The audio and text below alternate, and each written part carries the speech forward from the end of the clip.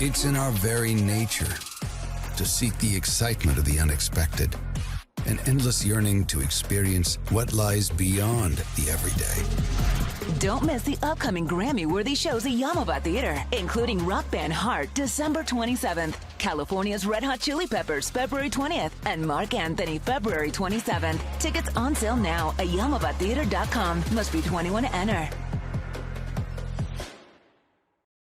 Get a free bucket when you spend $29.99 at Harbor Freight this weekend. And if you're an Inside Track Club member, get a free bucket with any purchase. Get your coupon in the Harbor.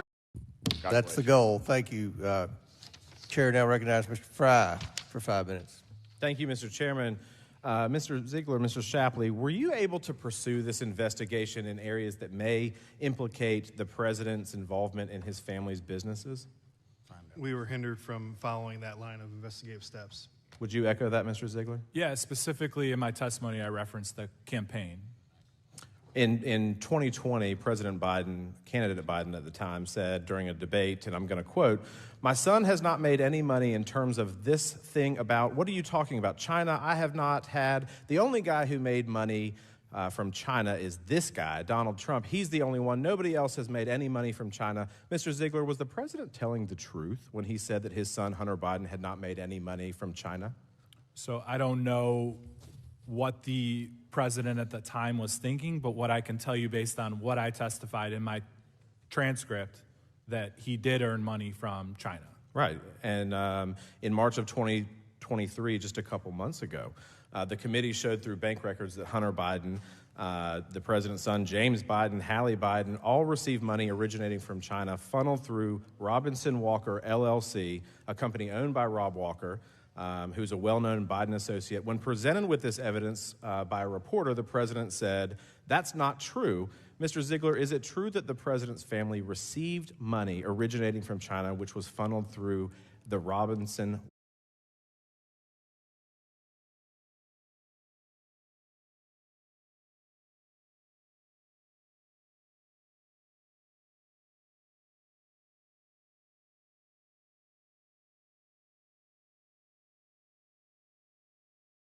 Walker account?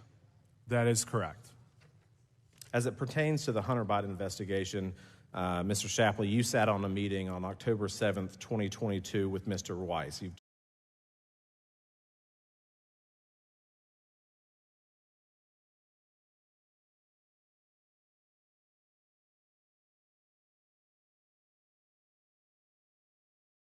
Testified to that, is that correct? Yes, that's correct. And later this year, on June 7th, Mr. Weiss publicly stated in a letter to the Judiciary Committee the following, quote, "As the Attorney General has stated, I have been granted ultimate authority over this matter, including responsibility for deciding where, when, and whether to file charges," end quote.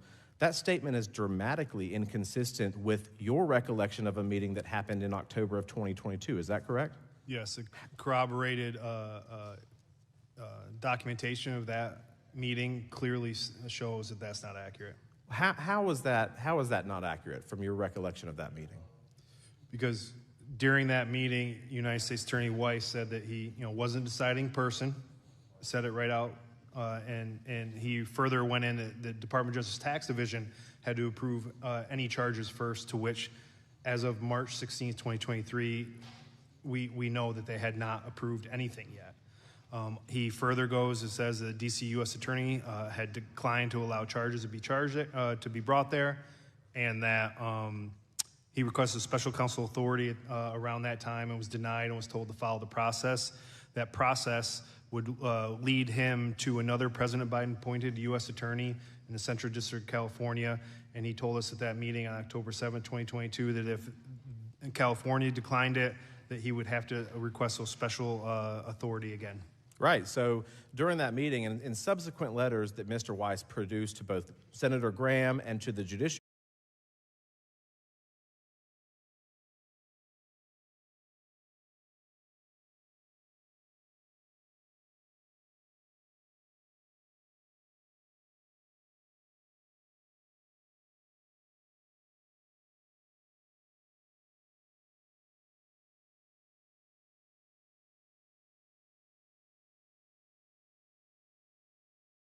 Committee, he seems to corroborate that meeting or some of the facts from that meeting that maybe he didn't have that authority, right? So, yes, the second letter on June 30th clearly shows that he's saying that he has full authority, he has ultimate authority. Right. He immediately goes in and says that, but my authority is geographically limited. I don't understand how you can conclude any way from that statement in the June 30th letter that he has full authority. Correct. It's just simply not accurate. Correct, and that was something that you saw early on, or y'all saw as a potential problem. Mr. Ziegler, if the U.S. Attorney Weiss could not gain special counsel authority, what options remained in bringing charges against Hunter Biden in California or in the District of Columbia? So I guess it would have been the special attorney authority that I've seen recently referenced. But I mean, essentially when D.C. said no, and we know that D.C. said no, we were having conversations with our FBI counterparts of how do we bring in a special counsel into this situation. I think that, like, once we knew that there was going to be potential problems with going to President Biden appointees, with moving this case forward, we were actively trying to figure out how as agents do we get that to happen. And still to this day, there is not a special counsel assigned to this investigation. Right, so the approach was, and I got to go quickly here, but the approach was to go to D.C. With Matthew Graves, where he was not able to bring charges under a Biden appointee. He went to the Central District of California. Mr. Estrada was not able to bring charges. So to both of you, in conclusion, in relation to the U.S. Attorney's inability to obtain that special counsel authority and bring these cases in either California or D.C., do you agree with Attorney General Garland's testimony that, quote, the United States Attorney Weiss has been advised that he has full authority to bring cases in other districts if he needs to do that? I don't believe that's accurate. And I think the key word there is he has, and I don't think that that's accurate, and I think that that's refuted in the later letter by U.S. Attorney David Weiss. Thank you both. In conclusion, thank you both for being here, for your bravery in testifying today. I know it's not been easy on you or your family, but the American people and this committee appreciate the work that you do, that you continue to do, and the truth that you're shedding light on. With that, Mr. Chairman, I yield back. Yield back. Chair recognizes Mr. Edwards from North Carolina for 5 minutes. Thank you, Mr. Chair. Mr. Ziegler, did you ever ask for access to Hunter Biden's laptop in your investigation? I do recall asking for access, yes. And were you granted that access? I don't believe that that's in the confines of my transcript. So I do know, so when we're talking about— Did you look at the laptop? So I can jump in there because I documented a meeting where we had this discussion, and it was included in my House Ways and Means Committee transcript. And Special Agent Ziegler asked multiple times that he had certain pieces, certain downloads from the devices, but he did not have access to all of them. And that's when Leslie Wolf said that, well, that's because prosecutors decided not to give it to you all. So you effectively were denied access. Mr. Shape.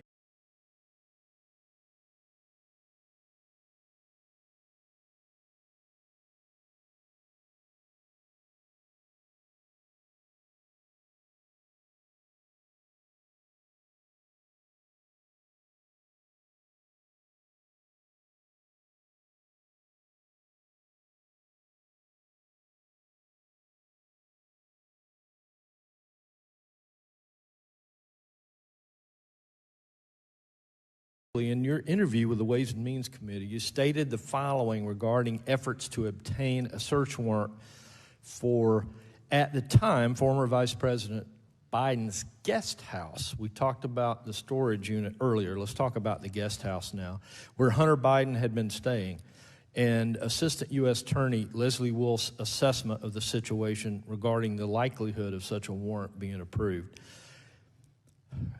There was more than enough probable cause for the physical search warrant there, but the question was whether the juice was worth the squeeze, and I find this in quotes. She continued that optics were a driving factor in the decision on whether to execute a search warrant. She said a lot of evidence in our investigation would be found in the guest house of former Vice President Biden, but said that there's no way that we'll get it approved. I open this question to both of you. In the course of your distinguished careers at the IRS, has a DOJ official ever attempted to argue against the execution of a search warrant while acknowledging that such a warrant being carried out would likely yield positive evidentiary results for the investigation? Mr. Shapley. So my response would be that an argument wouldn't be required. You know, it would be discussion with the investigators working with the prosecutors, and if you weren't on the same page, then you just simply, you know, would move on. And with the circumstances of probable cause being achieved and knowing evidence was there, I don't know how she could have not allowed us to execute that search warrant.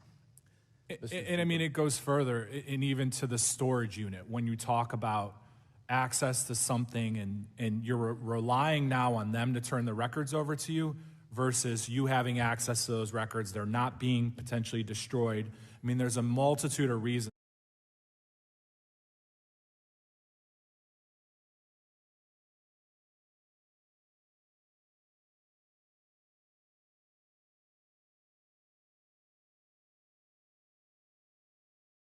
Why you'd want to execute a search warrant. Mr. Chair, I'd just like to share some thoughts. This hearing is much like arguing with my wife. We start out on a topic, and then we go in all kinds of different directions, and it seems like that is what I'm hearing, at least from the other side today. And I've heard over and over that President Biden has not been implicated or proven for any wrongdoing here. And I acknowledge that for now, but I know that it is the intent of this oversight committee to continue to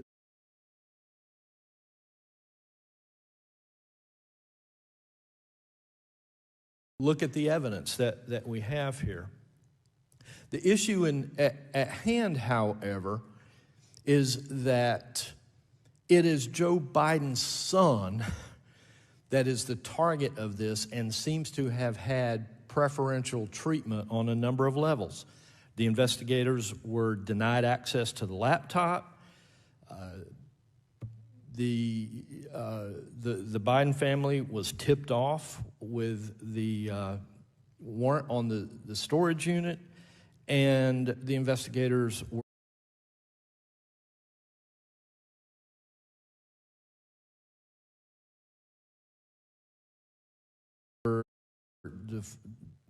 denied access to the guest house, even knowing that or suspecting that there was evidential or evidence in that. And that is what concerns the American people.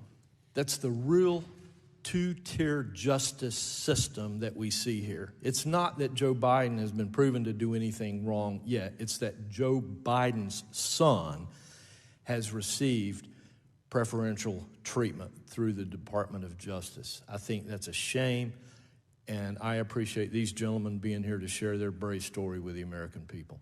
I yield back. Gentleman yields back. Chair recognizes Mr. Langworthy from North Carolina, or from New York. Buffalo, New York. I've been to his place.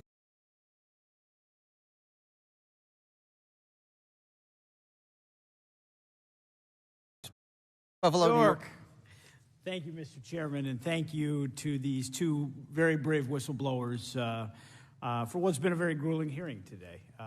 And I just am very grateful for openly testifying in front of everyone. And this must be challenging despite your providing accurate and credible testimony. But that goes directly to my point. I think it's important to sum up a few things. So I just want to ask a series of questions to you, Mr. Shapley and Mr. Ziegler. It is true that you provided testimony to the House Ways and Means Committee, correct? Yes, correct. And how long did each of your interviews last? So around 7 hours? Yeah, a little bit more than 6-7 hours. 7 hours. Okay. And when did those interviews occur? Mine was late May of June 1st? Of this year? Yeah. Were Democratic staff present during your interviews, and did they question you? Yes, they did. Democratic staff was present, and actually the Chairman Smith was present at my testimony. Did you give your testimony knowing that you could be criminally prosecuted if you lied to Congress? Yes, I did. Yes, I did. Now, how long has your testimony been public for the American people to read? For the last 3+ weeks, probably. Yeah, around 3 weeks. Okay. 4 weeks. And you've been questioned by both Republican and Democratic members today, correct? That's correct. That is correct. Okay. Now, given all that you have just told us, you gave over 15 combined hours of testimony to Ways and Means, hours of public testimony today, and these facts have been public now for weeks. And yet, not one single person has been able to contradict a single fact about your testimony. That's incredible because it's that impressive. And that speaks to your credibility, your attention to detail as investigators, and now as whistleblowers. The attacks you hear today aren't actually because of your testimony. They're Democratic talking points meant to protect the Bidens, just like the DOJ and the IRS. Your testimony speaks for itself and is powerful, and I am so glad you were willing to voluntarily come in today. And that's why, Mr. Chairman, I am so pleased that you held this hearing today and show yet another example of why this committee must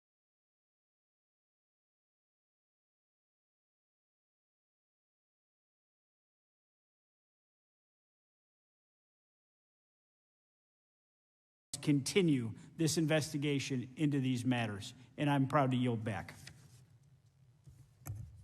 Gentleman yields back. Can I say something real quick regarding what he just?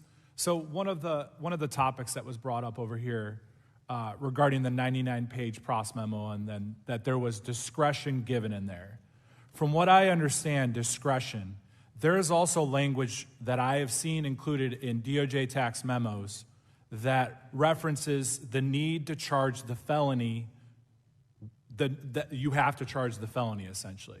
So I would ask Congress, when Mr. Weiss comes to testify here, what did that, at that point in time, what did that memo say? In August, when he got it from his team, what did that memo say? Did it approve felony and misdemeanor charges? And then what happened to that after? That, I think, is crucial for you guys to understand. Thank you. I just got a little time left. Mr. Shapley, do you have anything else that you'd like to add? Yeah, just to add on to that, the Department of Justice Tax Division has a policy called the major count policy, and that basically mirrors what Special Agent Ziegler is saying. They actually teach it when they come out to speak to agents and provide training to agents. And that major count policy is that that it has to, they have to charge a felony. They can't just plead away the felony just to get out of a potential trial. They can't just rely on charging a misdemeanor or giving someone a misdemeanor when there's felony charges on the table. And as we've said all along, we've shown all along that these prosecutors agreed with multiple felonies and none of them were charged. And I have one more thing to add to that. We were always, and I go back to last spring, David Weiss is going to do the right thing. He is absolutely going to do the right thing. Let's hold off. We're moving forward. We get to August and we get approval or recommended approval for the felony and misdemeanor charges. So how do we end up where we're at today? And I just don't know. Gentlemen, would you yield your last 30 seconds? I would be glad to. And we were told the same thing about Mr. Weiss as well. So we share your disappointment. Mr. Ziegler, you said there were foreign documents related to this matter, related to the investigation? Yes. Would you provide those documents to the committee? Yeah, I can provide those documents to the Ways and Means Committee. Just like a normal process for obtaining foreign documents, correspondent bank requests. So you can actually request those corresponding wires, and that's a step that you can take in getting foreign money transfers.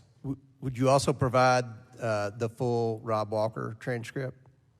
So I will consult with my attorney, and we will turn that over to the House Ways and Means Committee. Thank you. Chair now recognizes Mr. Burleson from Missouri. Thank you, Mr. Chair. Good news. I'm the last one. Next to last. Next to last.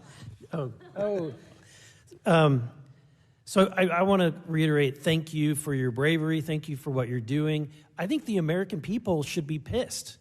They should be very angry about this. No one gets away with not paying hundreds of thousands of dollars in taxes and having and having just blown over or been turned into a misdemeanor charge, especially when you have other criminal activity involved.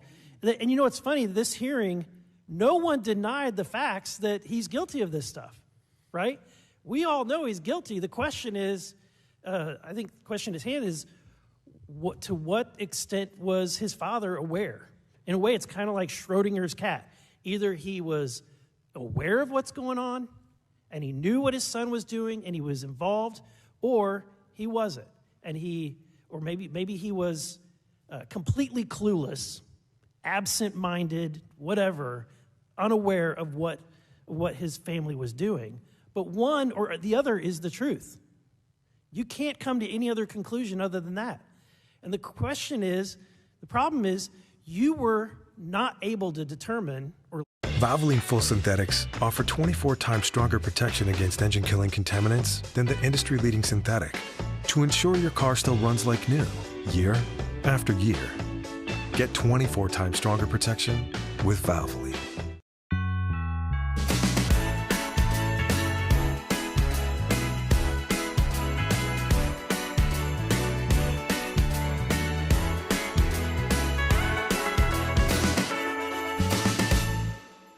About specific areas or specific, it being the campaign, that we were prevented. There was rolling eyes at us. I mean, it was a very harsh environment to be in. And you were directly turned down as well.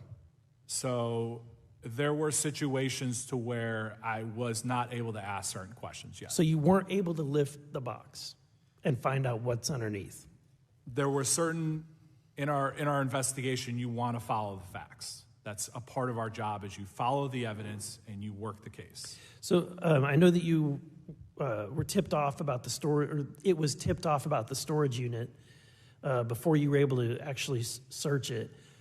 What were you, can you say what you were looking for? What evidence? Because you've built up to this point, and then now you know there's strong indication that there's something there. So I believe in Gary's testimony, there was that he moved his prior office. So he, being Hunter, moved his prior office into that storage unit.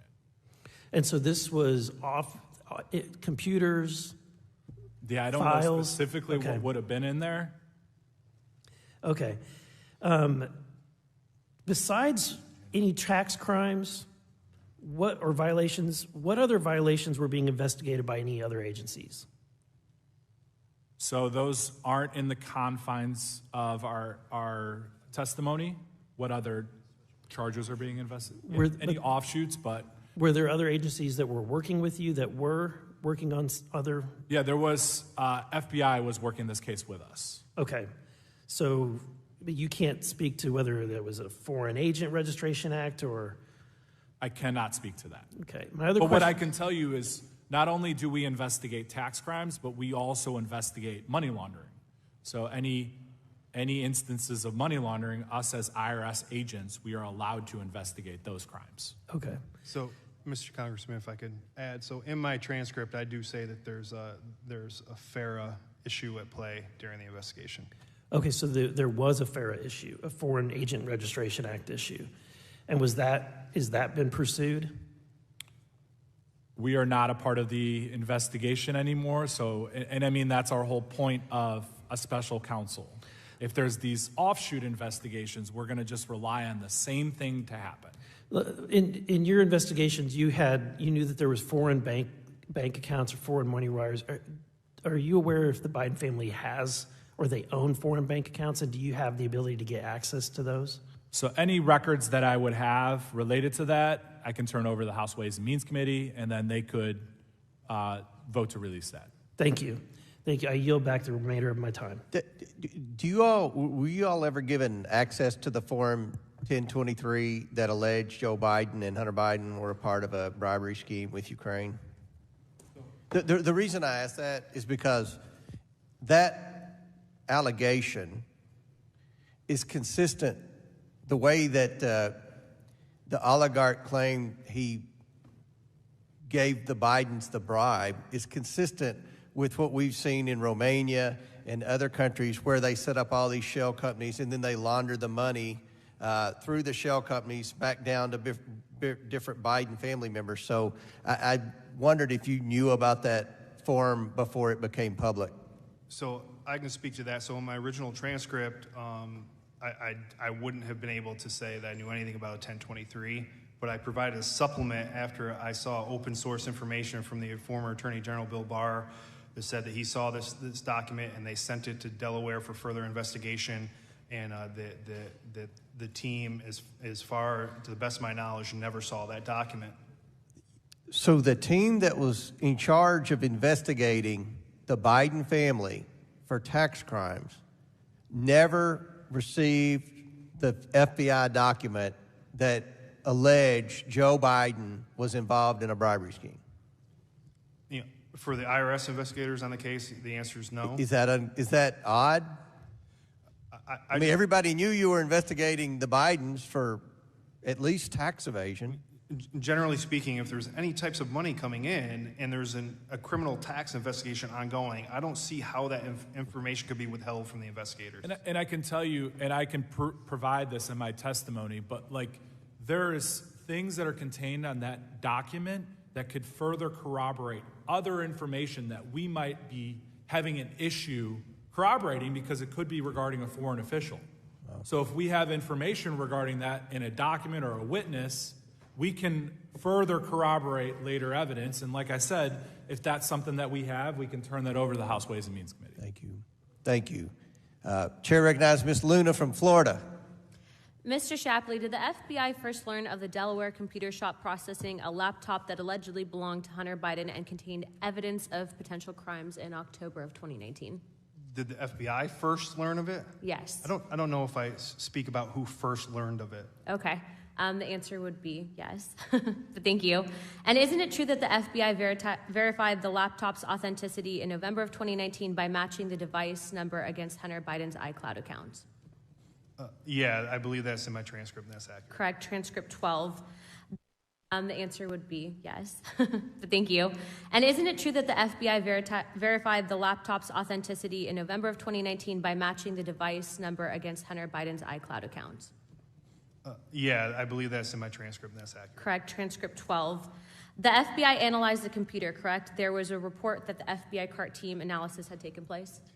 Can you point to just a page of my transcript so that I... Page 12. Okay, page 12. Or transcript 12. So could you repeat the question, please? Just isn't it true that the FBI verified the laptop's authenticity in November of 2019 by matching the device number against Hunter Biden's iCloud account? Yes, that's correct. Okay. And they performed an FBI CART team analysis? Yes, that's yes. Mr. Ziegler, did you see this report? I don't think that I talked about that in my transcript. Correct. I'm assuming that that was probably very frustrating, being that you were conducting an investigation. So I can speak to this again because I did contemporaneously document a long meeting about the laptop, and Special Agent Ziegler confirmed in that, and it was released in House Ways and Means Committee testimony, that he pointed out individual pieces of data that he was provided, and then he asked why he hadn't seen other pieces of data. And that's when Assistant United States Attorney Wolf told them that prosecutors were withholding information from the investigators. And I think what's important with withholding, they never said what they were withholding. So I think that is like important.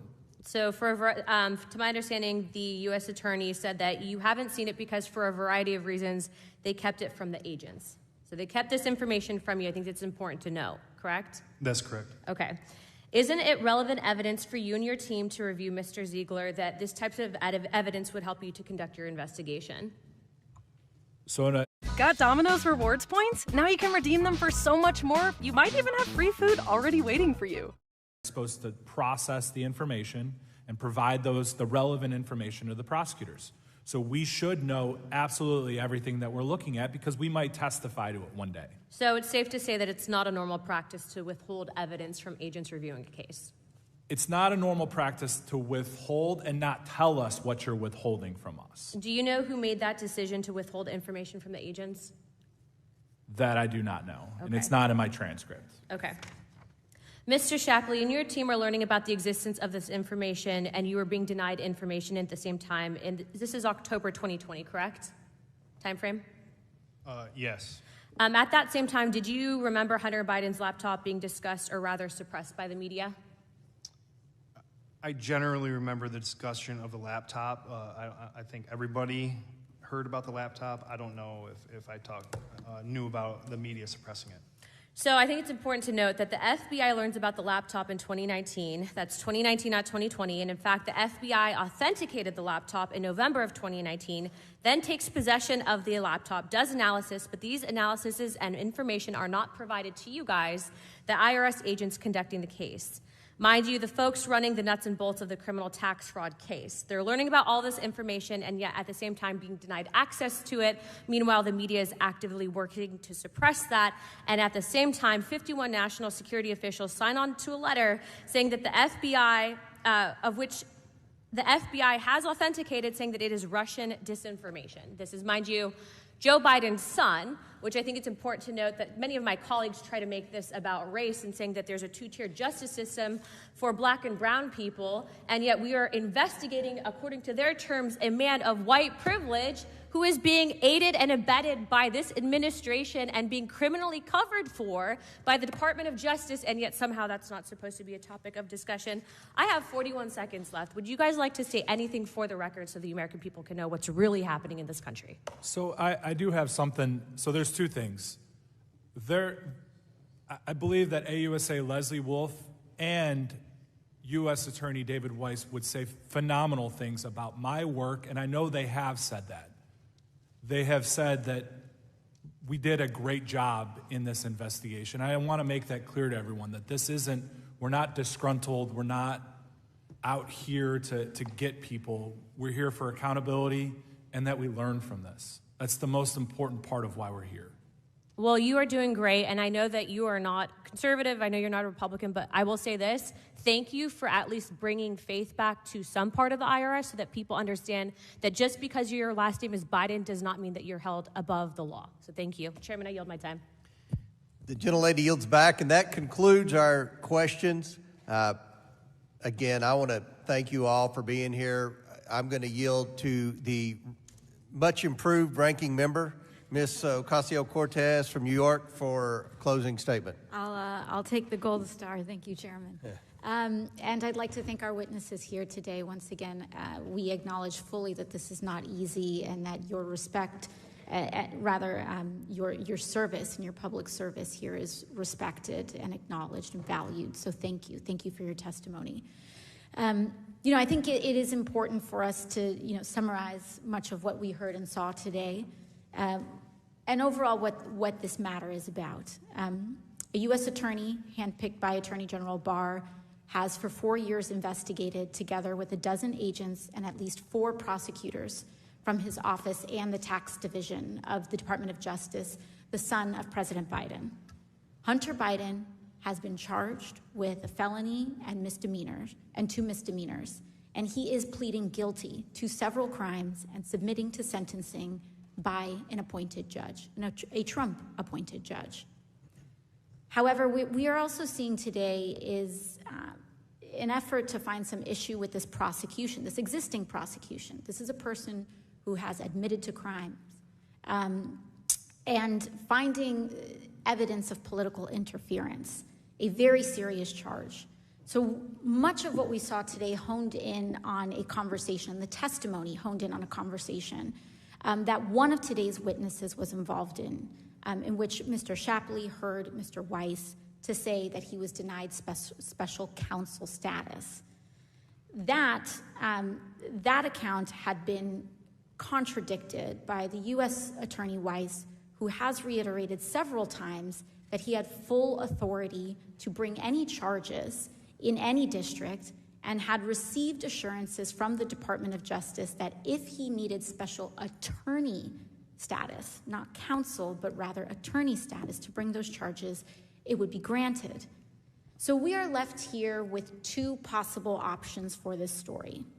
That either Mr. Weiss, who was appointed by President Donald J. Trump and trusted by Attorney General Barr, also serving under Trump, was lying to protect the Biden administration, or he respectfully disagreed with the charges that today's two witnesses wanted to bring as professionals in their professional opinion. Disagreement over charges is not uncommon. The IRS Criminal Tax Counsel attorneys have disagreed in charging decisions, as we heard here today, 90% of the time. And in this particular case, reviewing attorneys at IRS and the tax division raised issues with the proposed charges. And the witnesses described how Mr. Weiss expressed some concerns about the charges. In fact, in some of the testimony we saw, Mr. Shapley recognized with regard to at least one of the charges which he himself recommended he could, and I am quoting from testimony, quote, see some issues with that would preclude it from being charged. Now, I understand why the two witnesses who testified here today are disappointed after 5 years of investigation. I believe you all are honorable, serving professionals, truly. And that Mr. Weiss disagreed with this analysis of facts. There was absolutely frustration that to not, quote, have a seat at the table, that Mr. Weiss made his decision about how to charge in this case, and he did charge. And that was a decision that he, as the U.S. attorney in charge of the case, was empowered to make. The question, though, I believe, that is very important to address is why we are holding these hearings today, despite what we have seen as deliberate lobbying for this hearing by a political candidate, Donald J. Trump. What we also saw today was the revival of certain conspiracy theories around Ukraine, first promoted by Rudy Giuliani during Trump's first impeachment in 2019 and his re-election campaign. We did not bring that up. That was first brought up by the Republican side that required addressing here today. Chairman Comer started this hearing by asking these witnesses about Burisma, and other members of the committee again raised the specter of these debunked conspiracy theories. It has been debunked time and time again, including by Trump's own Department of Justice. But that being said, this is the problem with bringing these conspiracy theories into this committee. They beget more. It does not stop.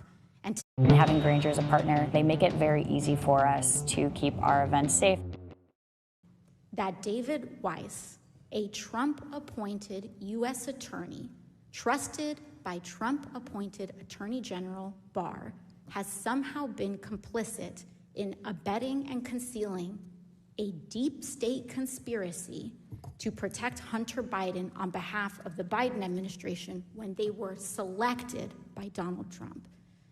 This is a theory which has apparently been proven unsuccessful, given that Hunter Biden is now criminally charged and facing sentencing by a Trump-appointed judge. Today also marked a new low when pornographic images were paraded in this hearing room. Chairman Comer, last October, you told Time magazine that you were not interested in the sordid details of Hunter Biden's life. You were quoted as saying, quote, that's counter to a credible investigation, and I agree. Sadly, that is a reflection of how low some individuals here have been willing to go in their efforts to attack the president and his family. And frankly, I don't care who you are in this country. No one deserves that. It is abuse. It is abusive. If Republicans truly want to get to the fact here, and they want to understand why Mr. Weiss decided to charge Hunter Biden the way he did, let's hear from Mr. Weiss. But until then, we must move on from these theories and focus on the issues that matter to the American people, like ending the scourge of gun violence that is plaguing our country, confronting and combating the climate crisis, and standing up for our constitutional rights, and yes, going after the enormous amount of inequity and injustice in our tax system. And with that, I yield back to the chair. Gentlelady yields back. Before I close, I want to ask for unanimous consent to enter into the record 3 letters from myself, Judiciary Chair Jordan, and Ways and Means Chair Smith to the Director of Secret Service, Director of the IRS, and the Attorney General, requesting more information pertaining to our investigation. Without objection, so ordered, as well as enter into the record the 2 bank memorandums that we've already submitted to our friends in the media that we're trying to teach financial literacy to. I'd like to enter those two memorandums into the record. Again, I want to thank you all so much for what you've done today. I can't imagine what you've been through. I apologize for what you have been through. This is what this committee is all about. The mission for the House Oversight Committee is to identify and root out waste, fraud, abuse, and mismanagement in the federal government. To do that, we depend on whistleblowers. Whistleblowers coming forward and telling their story. And that's what you all have done. And to think that there are people on the committee who have tried to question your credibility it's a pretty low mark for the history of the House Oversight Committee. So again, thank you. And what we learned today, let's just go back 6 months when this investigation started, when we became the majority. The laptop, according to many of my colleagues on the other side of the aisle and many of our friends in the media, was Russian disinformation. And what we now know is the laptop contained many of the financial records, the financial documents, the communications between both the president as well as other members of his family, with many of these associates, with many of these foreign nationals. So there's a clear path of evidence. I say that investigating the Biden family influence peddling is like investigating a bleeding bear through a snowstorm. There's so much evidence laying around. We've confirmed today what we've been saying in this committee for several months, that the Bidens took in over $10 million, $17.3 million to be exact, from adversaries. We have no earthly idea what they did to receive that money. I think that's concerning to every American. We have evidence that Hunter Biden spoke to his father about his businesses, and that Hunter used his father's name to shake down the Chinese Communist Party backed person. We saw that in the WhatsApp message that you all released. We've seen that in other emails and correspondence from the laptop. We learned, unfortunately, that these brave, incredible whistleblowers have been retaliated against at the IRS and intimidated by the Biden shady legal team and their lapdogs in the press. And for that, I apologize, and I hope that that does not deter other brave, incredible whistleblowers from coming forward. You know, all roads lead to Joe Biden, the big guy, the guy who was set to go in business with the Chinese Communist Party linked entity that wired money to the Biden family, as well as to Gal Luft, who was mentioned earlier by one of my colleagues on the other side of the aisle. Joe Biden was even set to share office space, according to an email, with this Chinese Communist Party-backed entity. And that's a concern.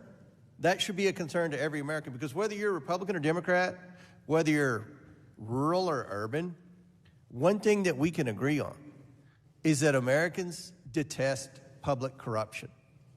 That's why we have an IRS. That's why we have an IRS criminal division. That's why we have an oversight committee. That's why we have an ethics committee. That's why we're supposed to have a judicial system in America that provides equal justice for all. But we have to work together, and we have to be honest, and we have to respect our checks and balances.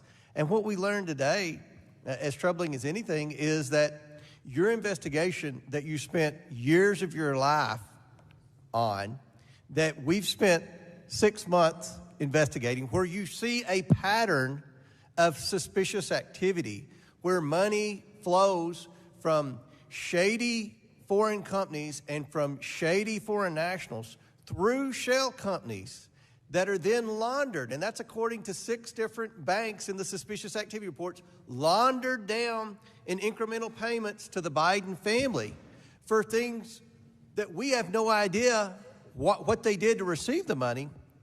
And as part of that years-long investigation, the FBI is sitting on the whole time a document that alleges Joe Biden and Hunter Biden took a $5 million bribe from a Ukrainian oligarch, where there are bank records that show that the Bidens were receiving money from this entity. There was already evidence there to show that. Now, I don't know whether that allegation is true or not, I know the FBI never investigated, and what we know from today, they never communicated with the IRS criminal division that spent years investigating this. So there's two things that's happening here with the Oversight Committee with respect to the President of the United States. There's the investigation of the Biden corruption, and there's the investigation of the cover-up. Again, I want to thank you all for the work that you have done over the years. We appreciate that. The American people appreciate that. The taxpayers appreciate that. And we look forward to receiving the additional information through the Ways and Means Committee, through the proper process as we continue our investigation. With that,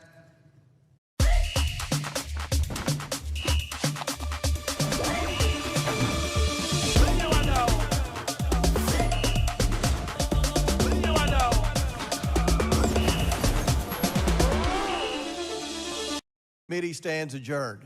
Chairman Jordan, for their cooperation and working with the Oversight Committee on this investigation. This is an important joint effort that shows the American people that accountability matters regardless of your last name. For this hearing, opening statements will be limited to 10 minutes for the chair and 10 minutes for the ranking member. I now recognize myself for the purpose of making an opening statement. Since assuming our Republican majority in January, the House Oversight Committee has made historically fast progress in our investigation into the Biden family's influence peddling schemes.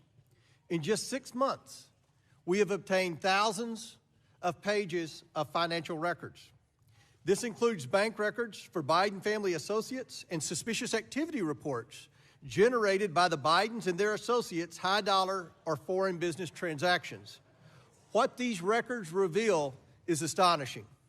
The Bidens created over 20 shell companies, most of which were created when Joe Biden was vice president. Bank records so far show the Biden family, their business associates, and their companies received over $10 million from foreign nationals and related companies.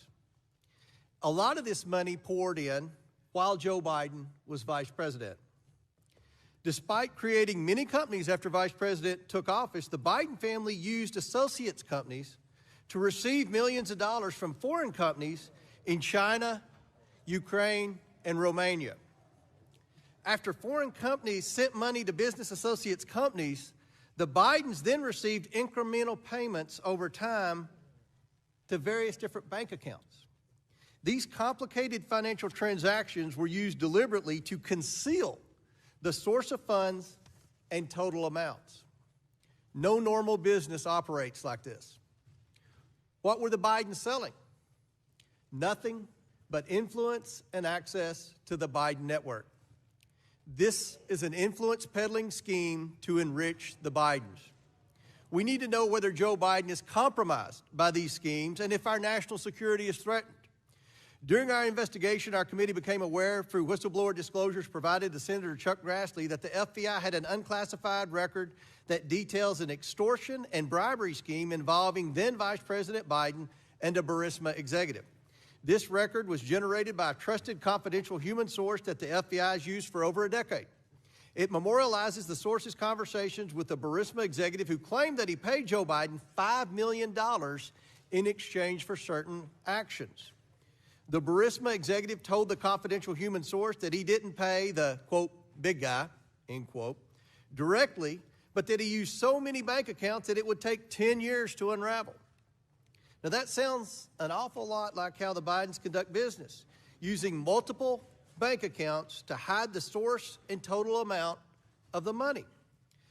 Today we have two brave and credible IRS whistleblowers who have risked their careers to come forward and provide important testimony. Thank you all for being here today. I know it was not an easy decision. Their testimony about the DOJ, FBI, and IRS's investigation of Hunter Biden confirms the committee's findings, that there's nothing normal about the Biden family's business activity. The White House and Democrats would have Americans believe that our investigation is based on 5 years of conspiracy theories. But we have facts, and new evidence continues to be uncovered by our committee revealing the First Family's corruption. The Bidens have put themselves first and Americans last. We will continue to follow the money trail and provide the answers, transparency, and accountability that Americans demand and deserve. With that, I yield to the chairman of the Ways and Means Committee, Jason Smith. Thank you, Chairman Comer. The Ways and Means Committee is charged with ensuring that the tax code is enforced fairly. Clearly, the president only believes in making taxpayers pay their fair share if they don't share his last name. These two courageous whistleblowers provided my committee with devastating testimony showing that the government is not treating all taxpayers equally, and the DOJ and the IRS gave preferential treatment to the president's son during a criminal investigation into his taxes. These individuals in front of us today are credible and set for nearly 15 hours of interviews with both Republicans and Democrats. I personally took part in the interview with Mr. Ziegler. Here's what we learned from the interviewees. The IRS recommended multiple felony charges against Hunter Biden for tax years 2014 through 2019, relating to at least $8.3 million in income from foreign companies, including companies based in China, Romania, and Ukraine. And that is the only amount discovered despite the roadblocks and obstruction their investigation faced. The Department of Justice engaged in a campaign to delay, divulge, and deny that investigation. They delayed investigators for years, leading to the expiration of the statute of limitations for many of the crimes involved. They divulged key investigative details to Biden's attorneys and even the president's transition team. And they denied investigators the ability to authenticate evidence, serve warrants, question witnesses, and bring charges. This led to Hunter Biden's sweetheart agreement, announced 5 years after the investigation started, but mere days before my committee voted to publicly release this testimony. Would Americans in my congressional district or any other congressional district ever receive this same treatment? After raising their concerns internally at the IRS, these whistleblowers were discouraged and demoralized and turned to Congress as a last resort.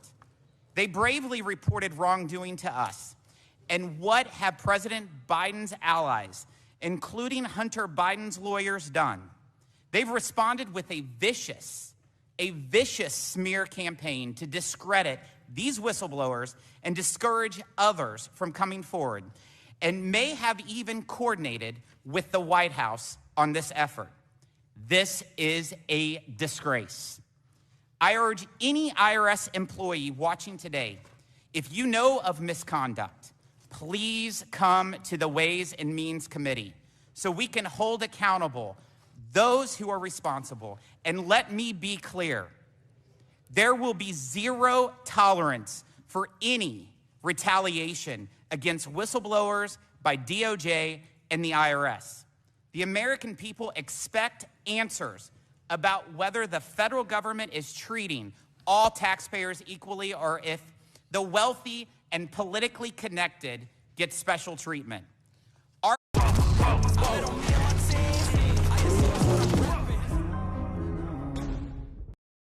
And to make sure it doesn't ever happen again. Americans should not have to accept two tiers of justice in this country. One if your last name is Biden, and one for everybody else. I want to thank both whistleblowers for coming forward publicly and for your testimony today. I yield to Mr. Jordan. I thank the gentleman for yielding. The question is, who are you going to believe? April 26th, in front of the United States Senate, the Attorney General said David Weiss is in charge of the investigation. October 7th, in a meeting with Gary Shapley, one of the whistleblowers, David Weiss said, I'm not the deciding official. Who are you going to believe? On February 28th, I wrote the Attorney General asking him why there's no special counsel in the Hunter Biden investigation. He didn't respond, which is unusual in and of itself. They always respond to the Judiciary Committee when we write something to them. I wrote again on May 25th. Again, the Attorney General didn't respond, but David Weiss did. And here's what he said. June 7th, He said this: I have been granted ultimate authority over the matter, including responsibility for deciding where, when, and whether to file charges. That's what the U.S. Attorney said on June 7th. 3 weeks later, Mr. Weiss wrote me again, and he said this: I stand by what I wrote, but I wish to expand. Wow, already changing his story 23 days later. And he said this: my charging authority is geographically limited to my home district. Well, wait a minute. You just told me 23 days before you have ultimate authority. Now you change it. Then again, on July 10th, Mr. Weiss wrote Senator Graham, and he said this, paragraph 2, to clarify, I have not requested special counsel designation. Rather, I had discussions with departmental officials. Mr. Weiss can't get his story straight. 3 different stories in a 5-week time frame. On June 7th, he's Tarzan. He's super. I got ultimate authority. I can do what I want, file charges where I want, when I want, and how I want. June 30th, well, actually, no, I can't. And then, of course, on July 10th, he says, to clarify, I haven't requested special counsel status, but I've been talking to the folks at Maine Justice. 3 different positions in a little over a month. You know whose story hasn't changed? These 2 guys. Their testimony has been consistent. Throughout, their testimony has been the same. And guess what? 2 days ago, an FBI agent confirmed their testimony. Who are you going to believe? The Justice Department can't get their story straight, changed 3 times in 33 days, or these 2 guys? The Justice Department that was found to censor Americans just 2 weeks ago from the federal court in Louisiana, the Justice Department that said moms and dads are terrorists, the Justice Department that said if you're a pro-life Catholic, you're an extremist, the Justice Department that can't get his story straight are these 2 guys. 10 years, over a decade of experience for each of them, the go-to guys in international tax evasion cases, the A-team when it comes to investigating these matters. All over the world they've done this, and who've been consistent throughout. I think I'll believe these guys. I think they're the ones telling the truth. And that is fundamentally what this comes down to. So God bless you guys for the work you've done, the courage you have, and for being here today, stepping forward because you care about equal treatment under the law. That's what's at stake, plain and simple. I yield back. I now yield to the ranking member, Mr. Raskin.